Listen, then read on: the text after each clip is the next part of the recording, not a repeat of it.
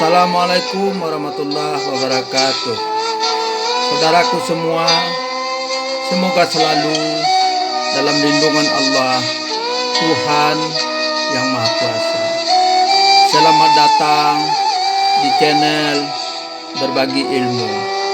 Silahkan bantu subscribe, like, and share, serta komen demi perbaikan kualitas channel ini. Selamat menikmati. Terima kasih. Wassalam.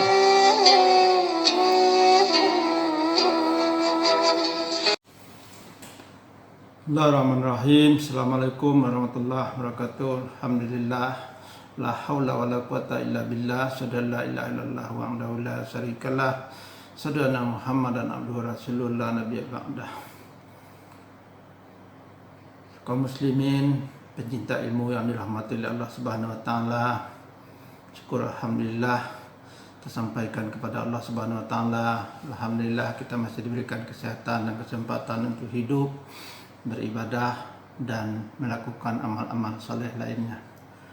Pada pertemuan yang lalu kita sudah menjelaskan tentang cara mendapatkan ridha Allah yang kedelapan, yaitu berbuat kebaikan. Maka sekarang kita akan melanjutkan cara kesembilan untuk mendapatkan ridha Allah dan cinta Allah Subhanahu wa taala, yaitu dengan melakukan amalan-amalan yang dicintai oleh Allah Subhanahu wa taala. Ada 3 amalan yang dicintai oleh Allah Subhanahu wa taala. Dalam suatu hadis Nabi bersabda, kalau Rasulullah sallallahu alaihi wasallam, ayu amali ahabbu illallah, qala as-salatu ala waqtiha. Qultu summa ayu, qala birrul walidain. Qultu summa ayu, qala al-jihadu fi sabilillah. Dari Ibnu Mas'ud, Abdullah Ibnu Mas'ud, dia bertanya kepada Rasulullah sallallahu alaihi wasallam, ya Rasulullah, amalan apakah yang paling dicintai oleh Allah Subhanahu wa taala? Beliau Rasulullah menjawab, salat di awal waktu. Kemudian apalagi ya Rasulullah? Beliau menjawab, berbakti, berbuat baik kepada kedua orang tua. Lalu Abdullah bertanya lagi, apalagi ya Rasulullah? Beliau menjawab, jihadu fisabilillah, jihad di jalan Allah. Hadis muttafaqun alaih. Kaum muslimin, siapakah Abdullah Ibnu Mas'ud ini yang menyampaikan hadis ini kepada kita melalui Bukhari dan Muslim ini? Sahabat Nabi Abdullah Ibnu Mas'ud ini adalah menjadi asisten Nabi ketika dia sudah menjadi Muslim. Dia minta kepada Nabi untuk tinggal bersama Nabi dan membantu kegiatan-kegiatan aktivitas Nabi. Sejak itu Abdullah tinggal bersama Nabi di rumah Nabi. Dia beralih dari pekerjaannya sebagai pengembala, kemudian mendampingi, melayani kebutuhan Rasulullah sallallahu alaihi wasallam. Abdullah bin Mas'ud senantiasa mendampingi Nabi kemana beliau pergi, menyiapkan berbagai kebutuhan Nabi dan membangunkan Nabi untuk salat kalau beliau kadang ketiduran. Orang yang banyak mengetahui rahasia Nabi tapi tidak pernah membocorkan rahasia Nabi. Bahkan karena saking dekatnya dengan Nabi, dia diberi nama Sahibus Sirrinya Rasulullah, yaitu pemegang rahasianya Rasulullah. Abdullah bin Mas'ud ini dibesarkan dan dididik dengan sempurna di rumah Nabi, sehingga dia menjadi terpelajar, berakhlakul tinggi, sesuai dengan karakter dan sifat-sifat yang dicontohkan oleh Rasulullah. Bahkan tingkah laku dan akhlaknya itu mirip dengan tingkah laku Rasulullah. Dan dari Abdullah ibnu Mas'ud yang berkarakter inilah kita menerima hadis tentang keutamaan yang berkaitan dengan amalan yang dicintai oleh Allah.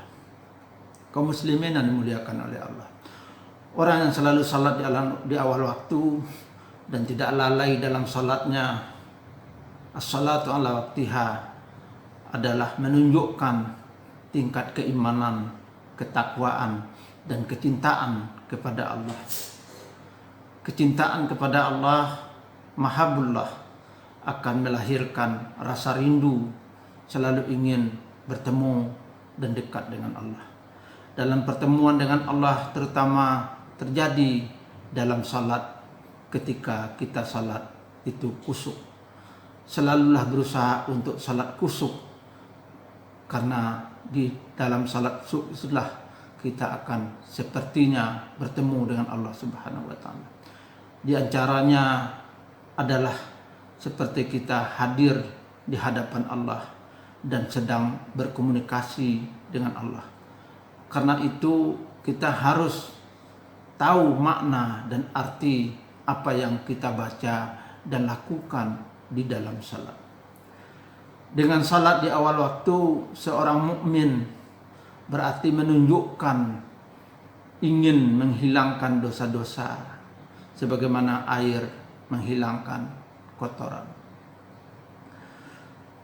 Para ulama membagi waktu salat seperti Habib Hasan bin Ahmad bin Muhammad Salim Al-Qaf yang wafat tahun 1999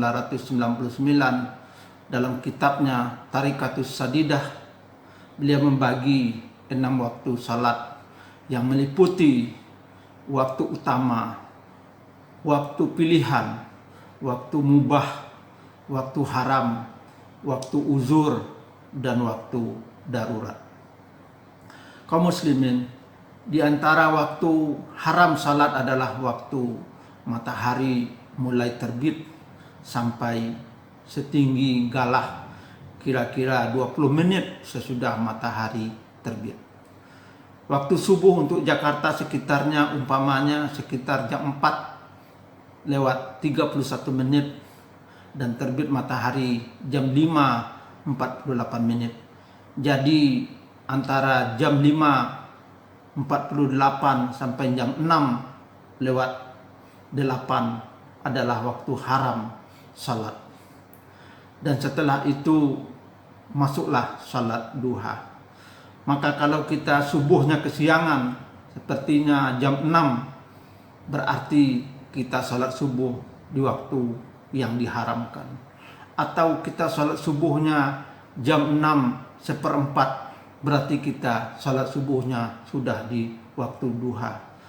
Tidak jarang di antara kita kadang-kadang karena kelewatan tidur terlalu malam, subuh kita kesiangan.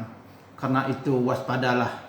Jangan sekali-kali salat di waktu yang diharamkan atau bukan pada waktunya salat itu dilaksanakan. Utsman bin Affan radhiyallahu an berkata, barang siapa yang selalu mengerjakan salat 5 waktu tepat waktu di waktu utama, maka Allah akan memuliakannya dengan 9 kemuliaan. Pertama, dia akan dicintai oleh Allah. Kedua, badannya akan selalu sehat. Yang ketiga, keberadaannya selalu dijaga oleh malaikat. Keempat, rumahnya akan selalu diberkahi. 5, wajahnya menampakkan jati diri seorang yang soleh. Keenam, hatinya lembut. Ketujuh, dipermudah saat akan melewati sidratul muttaqin atau sirat, jambatan ke surga. Kedelapan, dia akan diselamatkan dari neraka. Dan kesembilan, akan ditempatkan di surga kelak bersama orang-orang yang tidak ada rasa takut dan rasa sedih dalam hatinya hidup di dunia ini. Karena itu kaum muslimin, janganlah kita salat seperti yang dikatakan oleh Allah, salatnya pendusta agama, sebagaimana dikatakan dalam surat Al-Maun, fawailul lil musallin nahum an salatihim sahun. Maka celakalah bagi orang-orang yang salat, yaitu orang-orang yang lalai salatnya. Semoga kita selalu terhindar dari salat orang yang lalai, dari salat orang yang menunda-nunda waktu. Insya Allah pada pertemuan yang akan datang kita akan lanjutkan amalan yang dicintai Allah yang lain, yaitu birrul walidain dan jihadu fisabilillah. Terima kasih, mohon maaf. Wabillahi taufiq wa hidayah. Assalamualaikum warahmatullahi wabarakatuh.